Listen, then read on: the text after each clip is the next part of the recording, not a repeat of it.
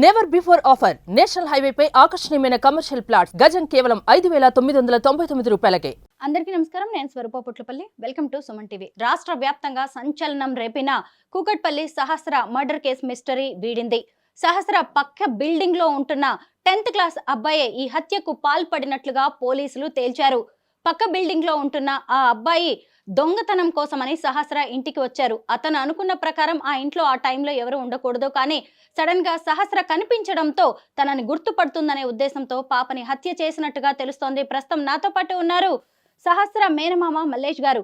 ఆయనతో మాట్లాడి పాపతో అనుబంధం అలాగే ఈ కేసు అప్డేట్స్ గురించి తెలుసుకుందాం. నమస్తే మల్లేష్ గారు. నమస్కారం మేడం. పక్కింట్లో ఉండే అబ్బాయే హంతకుడు అని తెలుస్తోంది. అయితే మీ అక్కయ్య బావగారులను కూడా పోలీసులు విచారణ జరిపారు కదా, వాళ్ళని పోలీసులు ఏ ప్రశ్నలు అడిగారు?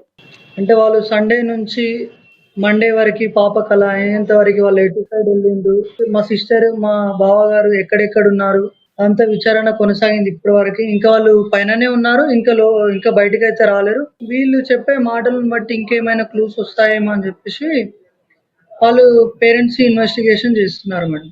మల్లేష్ గారు, చివరిగా మీరు సహస్రాన్ని ఎప్పుడు చూశారు?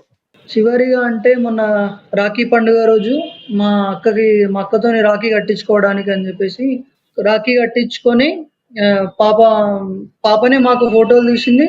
రాఖీ కట్టించుకొని మళ్ళీ 11 o'clock నేను నైట్ డ్యూటీ ఉందని చెప్పేసి నేను నైట్ మళ్ళీ 11 o'clock మళ్ళీ వెళ్ళిపోయాను. పాపని అదే చివరిసారి. మళ్ళీ అప్పటి నుంచి ఇప్పటి వరకు మధ్యలో ఫోన్ మాట్లాడడం కానీ వీడియో పాపది చూడడం కానీ చివరి మాటలు ఏంటో గుర్తున్నాయా? చివరి మాటలు అంటూ ఏం లేవు మేడం. నేను రాఖీ పండుగ రోజు వచ్చి మా పాపతోని సంతోషంగా ఉన్నది. అదే చివరి. నాకు 1 week తర్వాత మళ్ళీ ఆ పాప మాట్లాడతాను అనుకున్నా కానీ 1 week తర్వాత ఇట్లా అవుతుందని నాకు కూడా ఏం అర్థమవుతుంది మేడం. సరిగ్గా వారం రోజులు తిరిగేసరికి పాపే లేకుండా పోయింది. పాప హత్యకు గురైందనే విషయం మీకు ఎప్పుడు తెలిసింది? 1 o'clock అట్లా తెలిసింది మేడం. నేను పాపకు యాక్సిడెంట్ అయిందో సంథింగ్ ఏదో అయిందని చెప్పేసి చిన్నగా ఏదో అయిందనే అనుకున్నాను, కానీ పాపని ఇంటికి వచ్చి చూసేసరికి ఆ స్థితిలో చూసేసరికి నేను అసలు మనసంతా ఏదోలా అయిపోయింది మేడం. మొత్తం పాపని మొత్తం పేగులన్నీ బయటకు వచ్చేలా పొడిచి పాపని ఆ స్థితిలో చూసేసరికి అసలు చూడాలనిపించలేదు. పాపను అసలు టచ్ కూడా చేయలేదు మేడం. పాప దగ్గర ఉండాలంటేనే దుఃఖం ఆగలేకుండా నేను బయటకు వచ్చేసాను అప్పుడే. పండగ పూట ఎంతో సంతోషంగా పాపను చూశారు. ఆ తర్వాత శవంగా ఆమెని బెడ్ మీద చూశారు. పాప అసలు అలా అవుతుందని చెప్పేసి అసలు ఎప్పుడు కల్లో కూడా ఉంచలేము అసలు మేము.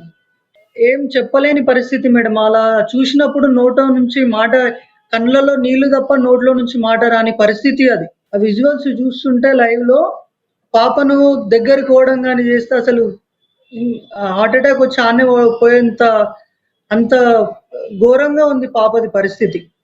అంతలా అయిపోయింది మొత్తం. పాపని ఒక్కో ఘాటు చూస్తుంటే ఏదో శత్రుత్వం ఉన్నట్టు చేశారు పాపని మొత్తం. ఎంత టార్చర్ చేసి ఎంత చేసి పాపని అలా చూసేసరికి అసలు అది కాలేదు మేడం. అది చెప్పనీకి రాదు. ఏడుపు తప్ప అసలు ఏం రాలేదు మేడం అప్పుడు. పోలీసులు ఇప్పటికే కొంతమందిని అనుమానితులను అదుపులోకి తీసుకుని విచారణ జరుపుతున్నారు. వారిలో ఎవరి మీద మీకు డౌట్ లేదా? పైన డౌట్ ఉంది. వాళ్ళు మాట్లాడుతున్నారు, ఆ పేరు చెప్తున్నారు, మాట్లాడుతున్నారు, అసలు వాళ్ళని విచారిస్తున్నారు. నెక్స్ట్ ఏం స్టెప్ అవుతుంది అనేది మా అక్క బావ బయటకు వచ్చినాక తెలుస్తుంది. అది ఇంకా వాళ్ళు పోలీసుల విచారణలోనే ఉన్నారా? పోలీసుల విచారణలోనే ఉన్నారు. ఇంకా వాళ్ళని ఇన్వెస్టిగేషన్ చేస్తానే ఉన్నారు.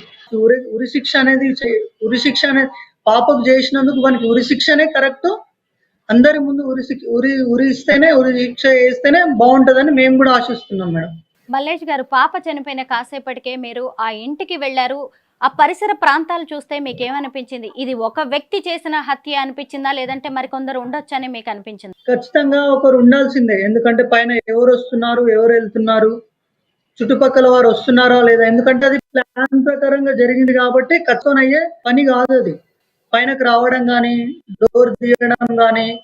కొత్త వ్యక్తుల ఫింగర్ ప్రింట్స్ ఏమైనా దొరికాయని పోలీసులు చెప్పారా? కొత్త వ్యక్తులే ఫింగర్ ప్రింట్స్ అయితే ఏం లేవు అని చెప్తున్నారు. ఫింగర్ ప్రింట్స్ అంటే మా బావ పాపను అలా చూసినాక ఇంకా బతికే ఉండొచ్చు, పాపను ఎత్తుకొని బయటికి వచ్చినాక డాక్టర్ అప్పుడే అంబులెన్స్ కి ఫోన్ వెళ్ళి డాక్టర్ వచ్చారు, చెక్ చేసి బెడ్ పైన పడుకోబెట్టేసరికి అప్పటికి చెప్పేశారు పాప ఇక లేదు ఇక అని చెప్పేశారు. అంతేగా మా బావ పాపని ఎత్తుకొని బయటకు వచ్చినప్పుడు మాత్రం ఒక్కరే ఉన్నాయి. ఈ మిగతా ఫింగర్ ప్రింట్స్ అయితే ఏం లేవు. పాపని గొంతు కోసి అలాగే కత్తిపోట్లతో చంపేసినట్టుగా తెలుస్తోంది కదా! అంటే కత్తి తీసుకొనే వచ్చారా? లేదంటే మీ ఇంట్లో ఏమైనా కత్తులు లాంటివి మిస్ అయినట్టుగా గమనించారా? లేదు మేడం. ఇంట్లో అయితే కత్తులైతే ఏం మిస్ కాలేవు. ఎలా అన్నీ అలాగే ఉన్నాయి. కత్తి అయితే ఏం మిస్ కాలేవు ఇంట్లో నుంచి. ఖచ్చితంగా హంతకుడే ఖచ్చితంగా కత్తులు తెచ్చుకున్నాడు ఖచ్చితంగా. మల్లేష్ గారు, ఇది మీ దుఃఖం మాత్రమే కాదు, మా అందరికి కూడా ఎంతో బాధగా, ఆవేదనగా అనిపిస్తోంది. సహస్రాన్ని పోగొట్టుకున్నాం. మళ్ళీ ఆ పసిపాప ప్రాణాలను వెనక్కి తీసుకురాలేము. కనీసం పాపని చంపిన వ్యక్తులు, వారికి కఠిన శిక్షలు పడడం అనేది కూడా, పడేలా చేయడం అనేది కూడా మనందరి ముందు ఉన్న బాధ్యత. థ్యాంక్ యూ సో మచ్ అండి.